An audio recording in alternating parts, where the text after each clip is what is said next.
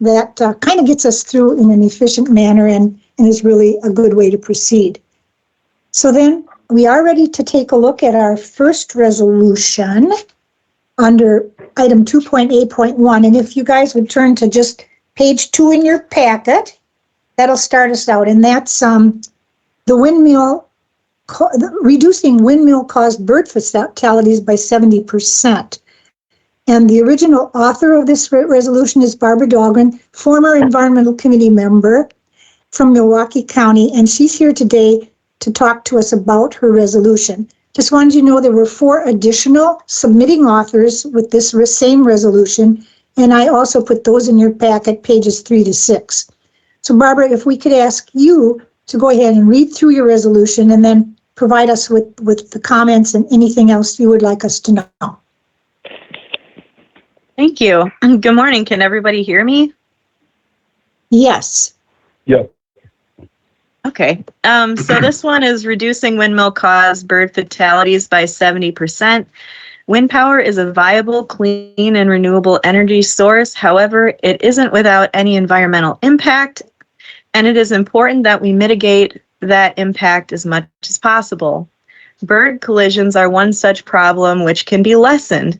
The DNR, quote, fully supports the siting, development, and use of clean renewable energy facilities based on sound scientific information and in a manner that is sustainable, unquote. And the department includes studies monitoring bird impacts in 2010 and 2011 on wind farms in Wisconsin. Excuse me. DNR has authority over protection of state-listed threatened and endangered species, which may be caused by wind turbine collisions. New information has come as a result of a 2020 study published in Ecology and Evolution showing a simple and promising solution. Simply painting one turbine blade black to break up the pattern known as motion smear may have at least a 70% reduction in bird fatalities. The benefit of replicating this study is massive and worthwhile to explore among current and future wind farms in Wisconsin, while the possible risks of exploring this solution are negligible. And the question is, should the NRB be advised to direct DNR to inform current wind farm owners and new applicants of the bird conservation technique of painting one blade of a wind turbine to reduce avian deaths by 70% and work with wind farms to monitor the technique's real-time efficacy? Thank you, Barb. And now there was some additional background information that we should just go over reasonably quickly, and some of those points were provided on page 2A of your packets, but I'll go through the key points. We also received an informational paper from Paul Hartrick, our DNR liaison, on DNR's best management practices for land-based wind energy and wildlife. And I think, put a pin in that because that will come into play as we start discussing the resolution. And I'll go through some of the key points of that. I sent it all to you on 9/22, so we got it in a little later than we expected, so I'm not sure you had time to go through it. It's a very recent paper on best management practices. At any rate, a couple things we should keep in mind is that under Wisconsin law, authority over wind energy facilities is generally split between state and local governments. Public Service Commission reviews the siting of the larger generating facilities, and small facilities are primarily regulated at the local level. In 2009, Wisconsin Act 40 created a framework for local regulation of wind energy systems, including siting criteria such as setback, noise, and shadow flicker limits. DNR has no regulatory authority in the siting of wind power facilities, but the Office of Energy, DNR's Office of Energy, provides guidelines and serves as the main point of contact for project applicants, the PSC, and other DNR programs. DNR assists the PSC in reviewing applications, writing environmental review documents, and providing expert testimony before the Commission. And as I mentioned, DNR has developed best management practices for wind energy it's based on the Independent Renewable Energy Wildlife Institute to resolve renewable energy, wildlife, and related natural resources challenges. So in the paper that Paul forwarded to us, there were just some key categories of best management practices that I just wanted to touch on. First is incidental take permits for cave bat species, which actually would involve trying to get the bats out of harm's way when necessary under an incidental take permit. Coordination between wind energy project proponents and state fish and wildlife agencies. Under Section 23.39 Wisconsin statutes, placement of wind turbines, DNR has identified areas in the state where wind turbines could have an adverse effect on bat and migratory bird populations, including maintaining a website with maps of the identified areas. Construction and operation techniques for wind energy facilities to minimize disturbance. So that's another category in the BMPs. And then finally, post-construction fatality studies should be done on new projects in differing ecological landscapes to help identify and understand impacts. So that's a good set of BMPs that we have in place. One final point that I came across in reading through DNR's website and so on is that the Federal Aviation Administration comes into play. They do have an advisory circular on marking and lighting wind turbines. They currently specify that wind turbines should be painted white or light gray to provide maximum visibility for aircraft.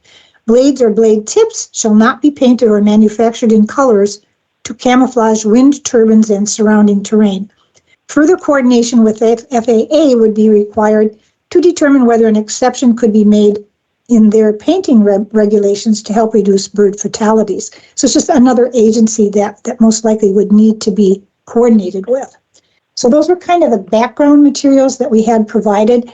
And so then now it's time for us, based on our knowledge and understanding of this resolution, the chair calls for a motion to adopt or reject the resolution so that we can proceed to discussion. Can I have a motion? This is Ed Peters. I move Ed, go ahead. I move to accept this resolution. Okay, second? Second, by Steve Betchel. Thanks, Steve. Oh, Steve, you're still here too, and hopefully you can stay through the discussion part. Do you have time to do that? I do. Oh, wonderful, because as you had asked me, I was all set to summarize your input. I'm glad you were able to stay. So now we're ready to start committee member discussion, and I and Ryan will be capturing some notes so that we can put them in our meeting minutes. So I guess what we will do is just go ahead and call for committee discussion, and anybody who wants to start. Got several hands up. I don't know if Ron or Brad was first. Brad, go ahead. Brad Hopp. Yes, my question was for the motion on the current resolution that we're talking about. I would like to include the 4 following identical resolutions in the discussion, being they're all the same. Is there testimony from the other authors of the 4? I'm sorry? They are automatically Are there included authors? Because we do not have speakers from, Barbara is our only speaker, and as I said earlier, all identical resolutions will be treated the same. So we're using a representative resolution here, and that's Barbara's. I'm sorry, I didn't make any of my own remarks past the reading of the resolution. So if you want me to say anything, or if you have questions for me, I'm welcome. I do. I'm sorry we moved too fast. Go ahead, Barb. Sorry for that. Well, I mean, I can just summarize how I came to this. I saw that in the DNR had materials out one time when I was at an event talking about how windmills can be harmful to birds. And so I kind of kept this in the back of my mind. And then I saw this study from 2020 that can be greatly reduced. And I know that like windmill fatalities for birds is a pretty small issue compared to other kinds of energy impacts on birds and other problems with birds, but we do want to make every effort to mitigate those impacts. And I mean, that seems to be in the mission statement of this the Conservation Congress, and it's in this committee. So I thought that it was important to bring up this study and see that we can actually do something about this. And while there might be other agencies that might need to be informed on painting the windmill blades black, it seems like it's a pretty minor issue from what I read of the law so far, and that the DNR could really have a major impact on actually promoting this. And if there are some blades that are painted black in the next few years, then that could immediately reduce bird deaths by quite a bit. 70% is a pretty big number. So that's kind of where I'm coming from on this issue. And I really appreciate you all letting me speak to you today and for volunteering for the Environmental Committee. And if you have any questions for me, I'm here to answer. Thanks. Thanks, Barb. Brad, did you finish? Brad Hopp, did you finish with your comments? No, I'm going to speak some more. Thank you, Barbara, for your testimony. I'm glad you added a personal touch to it. I did a little research, and there's over 76,000 windmills or wind turbines in the United States. Currently, Wisconsin is sitting at 463. So there's like 3 states in the union that are the majority of the wind turbines.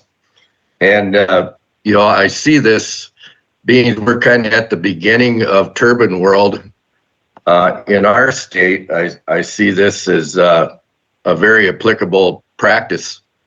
Beyond that, it would have to kind of go to the federal level, but with our small percentage of turbines in our state, I think this is something that can be supported in the future. So thank you. Thanks, Brad. Ron, were you next? Ron Krieger?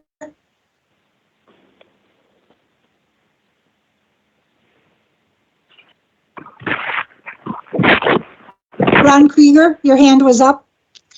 Your mic must be muted.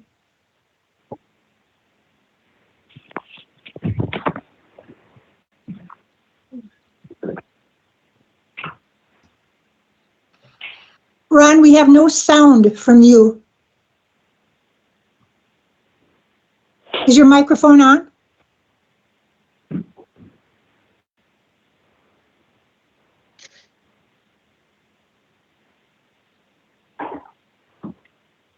I don't know, Andrew, what should we do? Should you try to log in again, Ron, or I don't know how to resolve that? Try logging in, Ron, and if you could check the connectivity of your input devices, whichever microphone you're using. Sometimes it doesn't automatically register. Okay, meantime, Dwayne, your hand was up, and then after that, Steve Vetchcall. Thank you, Mary. I guess my question here is that final paragraph in your background, FAA advisory.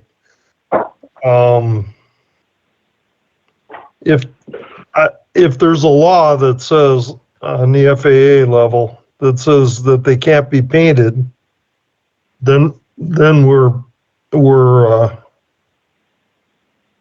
kind of butting heads here with the FAA. If it's just an advisory, then it would seem that there would be an option for the owner to do whatever he wants. But then, it's kind of pretty clear when it says no camouflage, blah, blah, blah. So I guess my question is the law from the FAA that the turbine blades cannot be painted? Well, let me jump in there, Dwayne, and I can. Boy, our sound is all screwed up again.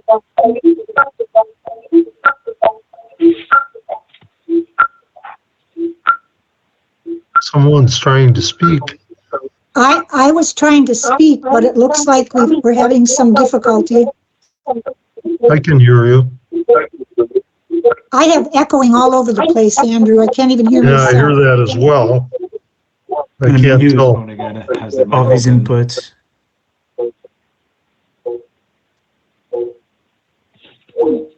We're still getting that echo? Kind of went away now, Mary. All Okay. right, I've been muting all of the participants who are not active. Oh, thank you. Yeah. So let me just do this. I've had a lot of experience working with the Federal Highway Aviation Administration when I was in the highway business, and advisory circulars are advisory. What it does take is some coordination with them, and that's why I mentioned at the outset, I had come across this in reading through the materials on DNR's website and the Audubon people, and there is an opportunity to coordinate with the Federal Aviation Administration. So I think it would become an additional coordination item that would need to be done. I don't think it's necessarily a deal killer. It is an advisory circular. They do take them very seriously, but I think we could work with them. So that's my thoughts. Okay. Let's see, anything else, Dwayne, or are we ready for Steve Vetchko? No, thanks, Mary. Put your hand down. Steve, you're on. Thank you, Madam Chair. As the only biologist, ecologist, and ornithologist on the Environmental Committee and the only WCC delegate who is also an ecologist and ornithologist, and as the president of Gaylord Nelson Audubon, I want to express my full support for Resolution 410525. Barb, thanks for doing this. This is a great idea. I really appreciate that effort that you're making on behalf of wild birds. I became aware of this research 5 years ago when it was first published, and I've been searching for the first black wind turbine blade as I travel the U.S. extensively. I've yet to find a single one. I wonder why not. It seems to be an easy solution. What are we waiting for? Ms. Dahlgren's proposal is spot on. Scientifically, we know that location of wind turbines is strategic to preventing bird wind turbine mortality. In daylight, most birds are readily able to avoid colliding with wind turbines. At night, migrant birds typically fly high enough to completely avoid collisions, but painting one of the three blades black would help birds like Canada geese, ducks, herons, and bald eagles, species that move diurnally between feeding and roosting locations in far country, to more easily recognize the imminent hazard. NRB and DNR support for this initiative would be integral to influencing public opinion and policy. Lastly, I want to point out that placement does not enter into this proposal, actually, and that it might be helpful to know that there are two types of bird collision problems, nocturnal and diurnal. We're talking about diurnal collisions here, not nocturnal. And so daylight, when the birds are flying, they would be confused as to the blades turning and not recognize the hazard. In places like California, where golden eagles are abundant, they had a problem with golden eagles flying into wind turbines because they were on a strutted structure, and the golden eagles saw this as an opportunity to come and land, to be able to look for prey. They thought it was convenient for them to come and land, and so they would fly in and get hit by the turbines. As soon as the people that build the turbines started building it with a single pole, the eagles no longer saw it as a perching issue, and the mortality was reduced. So as we continue to build a sustainable future, this is a reasonable step. The science is clear on this topic. There is no gray in this black and white issue. And if you have any questions about the science of wild bird mortality, I would hope you would refer to me with questions. This is an area of professional expertise for me, and so I'd be happy to help. Thanks. Thanks, Steve. Good to have an ornithologist on our committee, that's for sure. Then I saw a hand from Steve Barris. Steve? Your microphone is muted, Steve.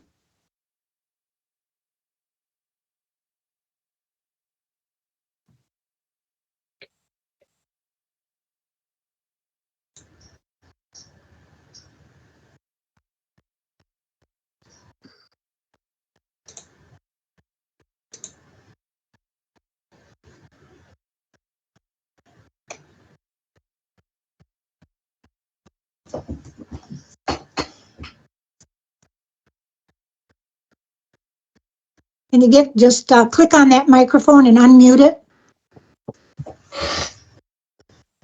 Up at the top of your screen.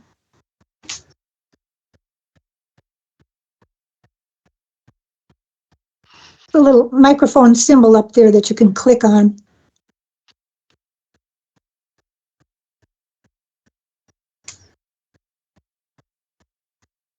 Not finding it?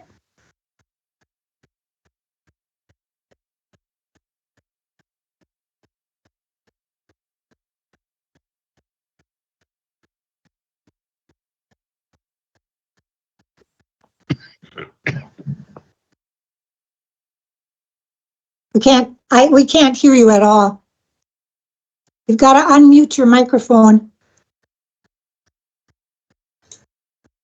That's okay. We can come back. Ed Peters, did you want to go ahead while he's trying to fix that? Yes, I would.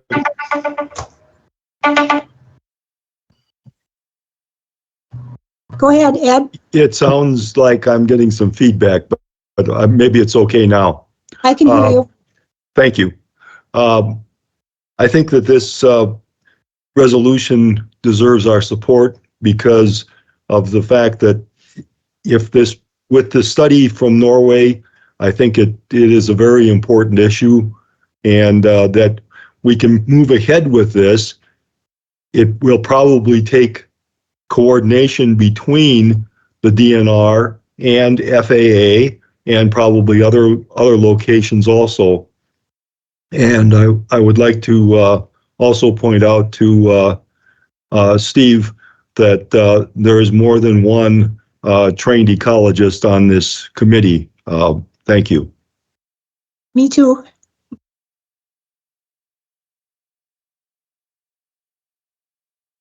Okay, thank you, Ed.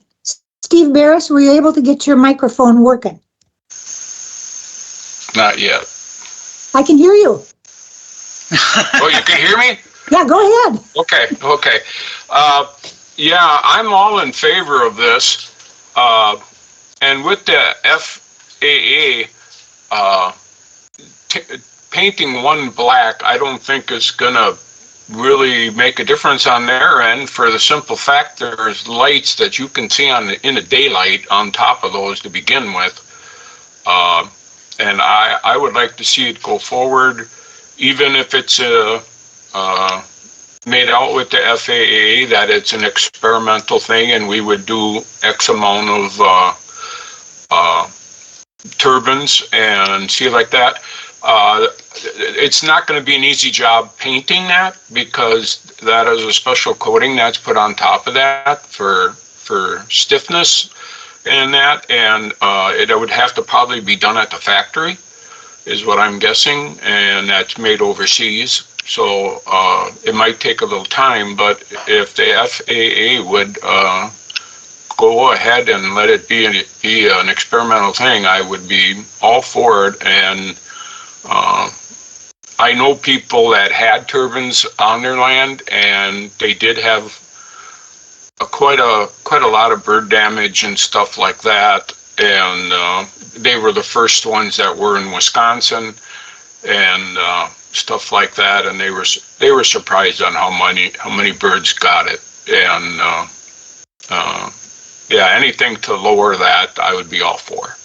Thanks. Thanks, Steve. Brad Hopp, you had your hand up again.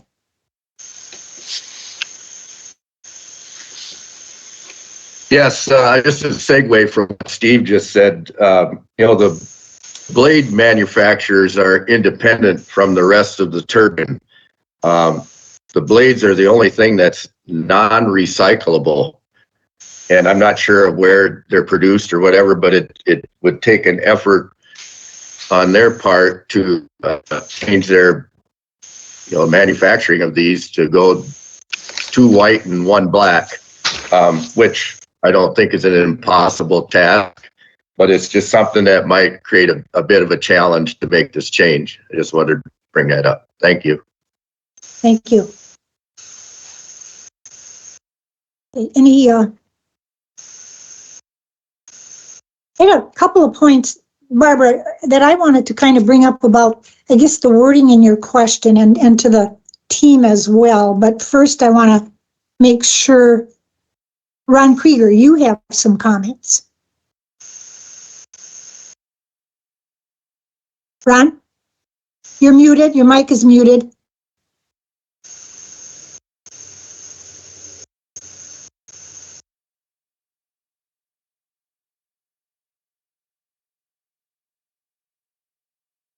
We can't hear you.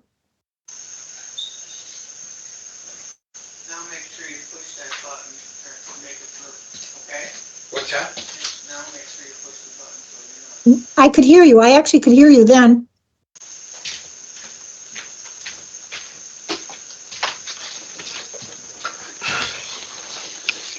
Ron, talk to us. Maybe we can hear you now.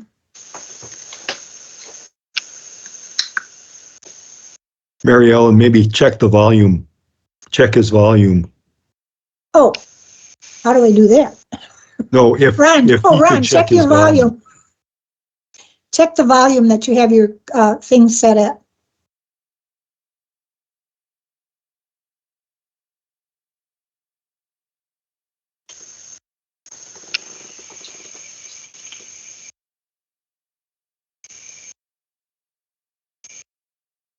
Can you hear me now? Yes. Hello? Yay. All right. Go ahead. Go ahead. Well, I had the wrong setting on microphone. That's why.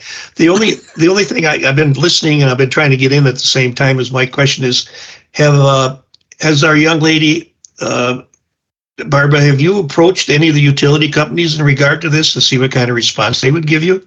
Like, would they voluntarily do this or would they do something that was necessary? Barbara. Well, where I am, the utility company primarily uses coal. So there really are not a whole lot of windmills over in Milwaukee.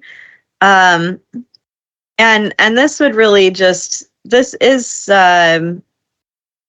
not like a law that we wouldn't be telling windmill companies that they have to, wind power companies that they have to do this, but we would be providing them that information. Me as a mom in Milwaukee going over to a windmill, a wind power company would be kind of a different move than the DNR providing this information to people as they have to interact with them anyway when people are setting up one of these operations or as they're dealing with them on a regular basis. So I feel like that's the more appropriate route to disseminate this information. Thanks. Okay, I just wondered as a consumer if you might want to contact someone there in their departments and just mention if they're not up, they're probably already aware of it, but maybe coming from a consumer might make a little more impact. Thank you. I'll definitely reach out. Thanks. Thanks. Before I share my thoughts with all of you, which is kind of my job as your chair, and of course, as you guys know, as a committee, we feel very committed to trying to move our resolutions along to that spring hearing. So we'll talk about some things that I think might make that a little more successful. But first, I want to ask the committee, do we have any more comments from the committee members? Okay, then, Barb, what I was going to suggest, maybe, I had a little bit of wondering about whether your language, should the NRB be advised to direct DNR? We always have a little bit of trouble with that in the sense that, in this case, as we mentioned, DNR doesn't really have the direct authority over these wind turbines. That it's really the Public Service Commission, and DNR is there to provide guidance and to have best management practices. So I was thinking that maybe there would be a way we could change that language just a little bit to kind of work out what might be involved in getting this to fruition and make it as a first step, if you will, in possible future actions. And my thought on that was to just think about something like, and this is, in DNR's responsibility is to do this, as we pointed out in the earlier comments, should DNR initiate coordination with the Public Service Commission, the regional U.S. Fish and Wildlife Service, the Federal Aviation Administration, and other applicable agencies to consider whether painting a wind turbine blade and subsequent monitoring could be a viable best management practice for reducing wind turbine bird collisions in Wisconsin. And what I try to do, as you can see, is kind of capture the coordination aspects of it. And to me, it's going to be a stepwise thing. And Barbara knows, having gone through a lot of resolutions with us, nothing gets done overnight. And sometimes there are steps involved. You have to get the message out there, get it to the spring hearing questionnaire, find out what kind of support there is and interest. And then from there, you can kind of take it to the next steps. And I don't know, it was just a thought. If you send something to the District Leadership Council and they see, should the NRB be advised to direct DNR, I think that language might not be exactly to their liking. And so just a suggestion, I'll continue asking for other comments on this, if anybody has any other thoughts. And that if we do that, it would mean asking for an amendment. But Steve Betchko, go ahead. Yeah, first of all, I would say we need Barb's approval to do something like that, to change it. But the other is, I think that it's a far too complicated change. I think that if I heard right, you're asking if it's a viable solution in that language. And I already think the science has proven it's a viable solution. So it could be as simple as saying, should the DNR inform current wind farm owners? But I think that's far too complicated change. But it comes down to Barb's approval, first of all, before I would have a vote on changing it. Okay, and I guess what I'm saying is DNR does not have that authority. That's not really within their bailiwick. That would be a Public Service Commission task. So we want to get into this where DNR has some say in it and where we're working with DNR, because that's what our job is as Conservation Congress. We liaison with DNR and ask them to do things, and they in turn can do it under their current rules and regulations, or sometimes they have to suggest rule changes and stuff. But we can't just ask DNR to do something that's outside their jurisdiction. Brad Hopp?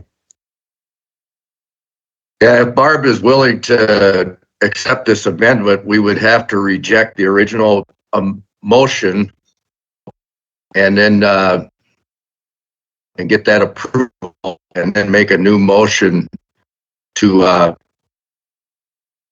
accept the amendment.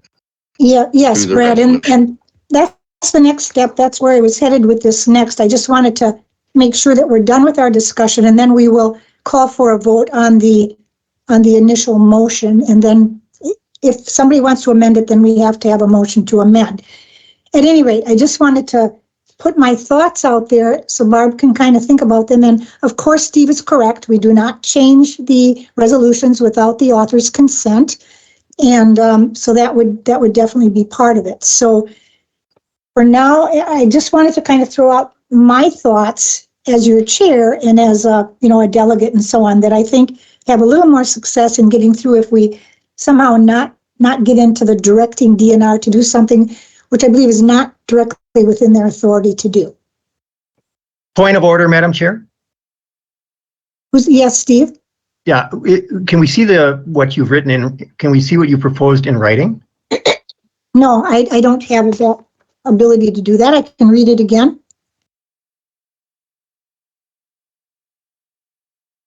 Would you like me to read it again?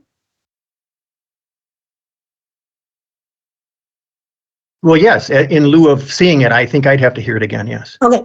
Should DNR initiate coordination with the Public Service Commission, the regional U.S. Fish and Wildlife Service, the Federal Aviation Administration, and other applicable agencies to consider whether painting a wind turbine blade and subsequent monitoring could be a viable best management practice for reducing wind turbine bird collisions in Wisconsin. And Steve, as you may recall from reading that study, which I did, I read through the study that was done in Norway, and it also says that the study should be replicated and that different conditions and different locations may have a different outcome. So I think it's a wonderful study. I think the message here is absolutely wonderful. It's a conservation message that we should support. We're just trying to get the message packaged up so it has a good chance of getting through.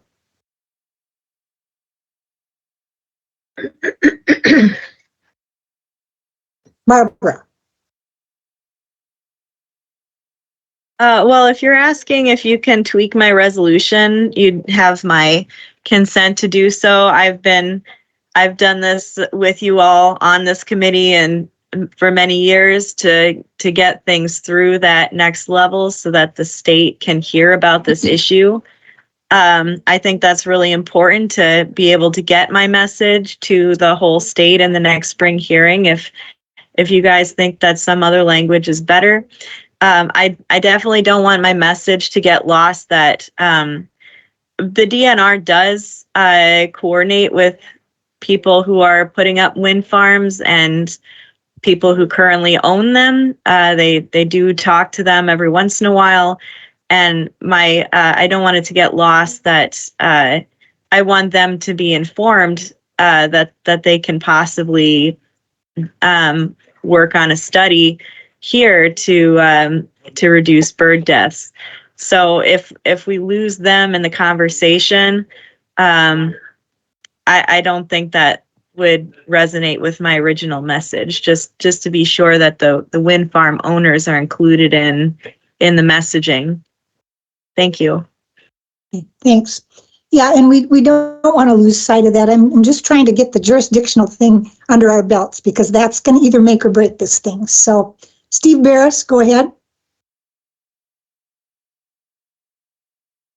Can't hear you. Microphone muted.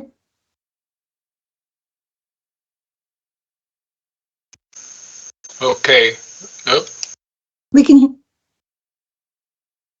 Still can't hear you. You got me now? Yep. Okay. I make a motion that we reject our first vote and that we amend it to what Mary had just said, and that we vote on that. I believe, in all honesty, that that's the way to go because it's the chain of command virtually, and we're making awareness of this and that, and it can be passed on to the DNR about that Norway study. I would think that would be a great thing. Thank you. Okay, thank you. And we'll have to back up because we'll have to first go through voting on the motion as it's currently written. And then if there's anybody wants to amend it, we'd have to do that. But I did see, Ed Peters, go ahead. Ed Peters? Yep. Yes. We don't have to, we don't have to have another motion to reject. All we need is to vote this particular question down, and then we can proceed to amending and using the new wording. Okay, so let me call for a vote then on the initial resolution as written to either adopt or reject. I guess we had an original motion, did we not, to adopt? Yes, we did. Okay. So the motion was to adopt the resolution. All in favor, aye. Aye. All opposed, no. No. No. Then this is where you may, if anybody wants to, you may offer an amendment to the resolution.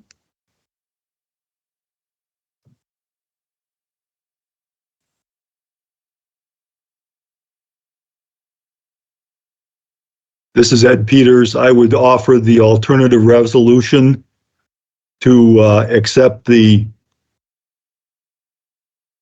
verbiage as presented by Chairman O'Brien. Okay, so do we have a second on that? Brad Hopp, a second. Okay.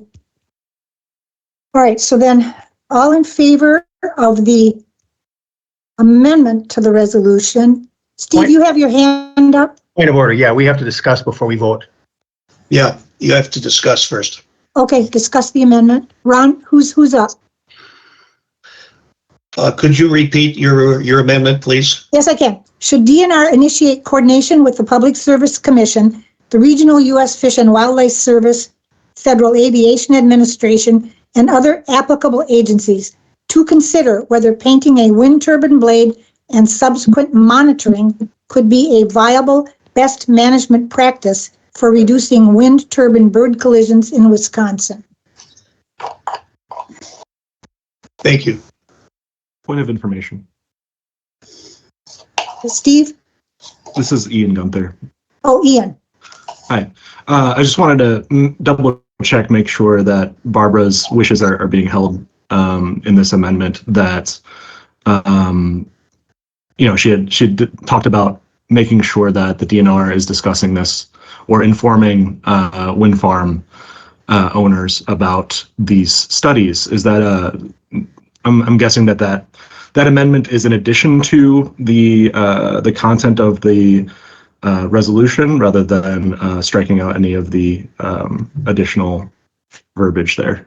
The intent with any amendment that we come up with would replace Barbara's question as it currently stands. And the point I was trying to make is that I think there's a half step back. I don't think DNR should or could just go out now. I don't think they have the authority to go out now and start talking to wind farm people about painting blades, because I don't think that has yet been established as a viable practice in Wisconsin with the appropriate agencies involved in that decision. That was my whole point in coming up with the verbiage of the amendment. Thank you. Steve, you have your hand up? Yes, I think this alters Barb's resolution quite significantly, and I'm thinking it doesn't represent her original intent. Also, I want to restate, it's also been proven scientifically to be a viable possibility. And so the second half of this to say to consider whether painting and monitoring is a viable best practice is redundant. I mean, we've already done this, and I don't think that's what she's asking. I think she's asking for us to inform wind farm owners and operators and new applicants that this technique is a way to reduce bird deaths. Yeah, I agree, but I'm kind of thinking DNR is not going to go out there and want to start informing wind people about painting blades when they, DNR, do not have the coordination under their belts to know if that is going to be an acceptable best management practice in Wisconsin. And I mean, it's fine with me if the thing gets left the way it is, then we just move on and to the next step of review. That's what the meeting here is about. So we have Ed Peters. Do you have something more? Yes, I was just thinking that this could provide valuable information in a different area, as you mentioned earlier, that the original study needs to be replicated, and this could provide valuable information to enhance the spread of this practice. Excuse me. Let's see. Steve, Dwayne, your hand is up. Yeah, it sounds like one of the people spoke about the painting that isn't like painting a screen door. Doesn't sound like you can just stop the old windmill and go up there with the brush and paint it. Sounds like it's a little more complicated than that. So I think Mary's maybe on the better track. We can tell the wind farm owner, this would be a great thing, but if they have no choice, they can't order it black and they can't repaint it themselves. They're probably not going to be able to do anything. I mean, it's kind of stuck. If in fact the difficulty that was mentioned of painting a blade is so, and I have no reason to doubt the gentleman that talked about that. So I think Mary's is maybe more on point as it was redone. If we could paint the blade, get together tomorrow and paint it, then Barb's original one would be right on point. But it doesn't sound like the wind farm owners got a choice with an existing blade to change it. So I think Mary's is maybe a better idea. Just my idea. The study does address these concerns as well. It's a very well done study, and as Steve notes, I'm sure he's now very familiar with it. It took several years to conduct. It was well done, but they did point out some of the drawbacks and cost and timing for the painting of the blades and whether they get done when the turbines are already up or before they're installed. There's a lot of things that come into play in terms of painting it, not the least of which is dealing with the Federal Aviation Administration Advisory Circular, which doesn't want any blades painted. So that's why I'm saying I think there's a little bit of a stepwise process that would be in our best interest and would be easier for DNR to deal with. Brad Hopp. Yeah, as I had said before, Wisconsin plays a pretty small part in the wind turbine world. And I guess that's why I feel that, we're kind of in the birth of this in our state. If it does expand, we got something more positive to move forward with. And the ones that are there, I guess, maybe there's nothing you can do about it. That's kind of the part that's what happens with change. And so I guess, knowing this information going forward, I think would be very important to the resources of our state. Mm-hmm. Thank you.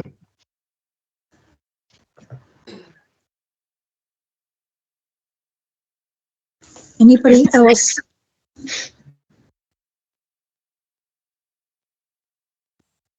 I just wanted to, looks like Barbara has I'm sorry, Chair, I have some comments if you'd like to recognize me. Ian Gunther. Yes, Ian. So Barbara has some comments in the chat here. She suggests, how about an amalgamation of the original and the chairs? She suggests, should the NRB be advised to direct DNR to inform current wind farm owners and new applicants of the bird conservation technique of painting one blade of a wind turbine to reduce avian deaths by 70%, and work with wind farms, the Public Service Commission, the FAA, and other applicable agencies to adopt the practice and to monitor the technique's real-time efficacy. So unfortunately, we're at the point right now where we're in an amendment, so I can't propose this as a amendment to an amendment, or I guess I could propose this to be the substitution to the amendment. So I guess that'll be my proposal is Barbara's text here in the meeting chat. Point of order. This would be considered a friendly amendment and could be done, I think, by Robert's rules. It is part of the amendment as proposed by the original author. If she's saying, yes, take it and add it, that is called a friendly amendment and can be done without a vote. Okay. Barb, I have a question for you. I guess I got to go back to the author here. So my concern was that we did not say who should advise the NRB. I assume we meant the Conservation Congress would advise the NRB to advise. Should the NRB be advised to direct DNR? Are you saying that the WCC would ask the NRB to tell DNR to inform current wind farm owners? And that's what I'm saying, where that little chain isn't quite, the authority is not quite there to carry out that chain. And NRB, as I said, could not and probably would not ask DNR to do something that's not fully within their authority, which this is not. So that was my concern. I'm just going to go back and tell you what the original concern was on the wording, that I think this might be a problem with getting this thing through. But if you guys want to try it, the way it is, or with the suggested friendly amendment, that's fine. Claude? Did you have something to add, Claude, or not? Oh, I guess I don't see a hand. Okay.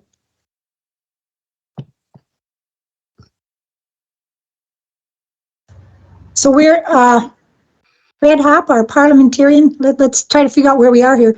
We had a suggested amendment by myself, and then there was a suggested friendly change to that amendment, which was, you guys have to kind of decide where we want to go now.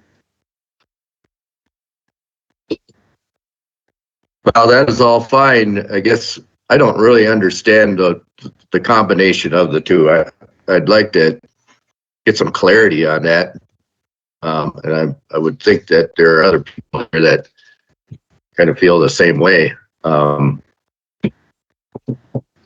So that's kind of where we're at. I mean, we're in an amendment stage. Ed, do you want to go ahead?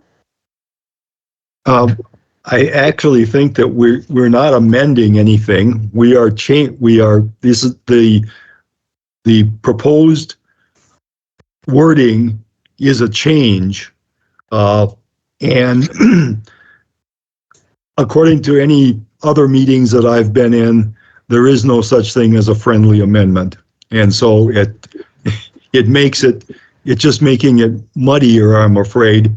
I do like the inclusion of working with wind farm operators to monitor it, but that wasn't part of the original motion that changed the actual original motion. Thank you. Yes, and I guess again, I don't think DNR is in a position to inform current wind farm owners about the technique of painting before they have gone through the process, if you will, of considering that to be a good best management practice. And I don't think they're there yet, and I don't think they have that authority without going through the steps that I suggested. That's my concern. I don't think DNR is in a position to go out and start talking to wind farm owners about painting blades when we're not sure that's going to be viable. I agree. Ian? Yeah, thank you, Madam Chair. I think that there's probably a disagreement here, perhaps between Mary and Barbara on like, yeah. I mean, it sounds like the DNR does reach out and contact wind farm owners or wind farm installers, at least according to Barbara, but then according to Mary, it seems like the DNR doesn't do that. I'm not really sure where I think that the point here is at least to try, put it in the question and have the DNR, put the shoe on and see if it fits.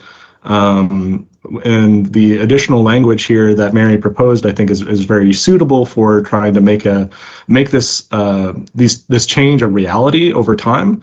But I don't think that it hurts us to at least suggest to the potential owners of wind farms to adopt these changes in advance of these changes being adopted by state and federal agencies. So I don't really see the harm in using this amalgamated language that Barbara is proposing. I don't think that it would, essentially there's a two-part ask here. And if the DNR thinks that one part of it doesn't work, well, then they can, not accept that part of the language. So, I just don't really see an issue with adopting this amalgamated language. Thanks. Okay, and right now it's not a matter of DNR accepting the language. It's a matter of this committee getting it through to the next level, which is the District Leadership Council approval, and then ultimately to the spring hearing questionnaire. So right now it's our job to see if we can't get the thing, through the process. And so we have to decide what we want to propose to the next level of review. Steve? Yes, point of information. If we are indeed following Robert's Rules of Orders, this is a quote from Robert's interpretations of that. Sometimes people suggest amendments that they sincerely believe will improve the original motion. These are friendly amendments offered with positive intent.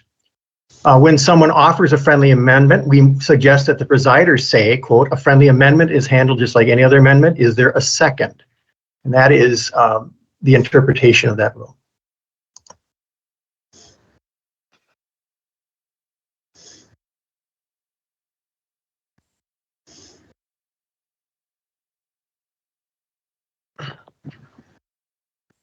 Just a point of order, Madam Chair. So just to put it out there, although I did suggest this or propose this language that Barbara is proposing, no one seconded my amendment. So technically, the original amendment is still the one that's on the floor. Thank you.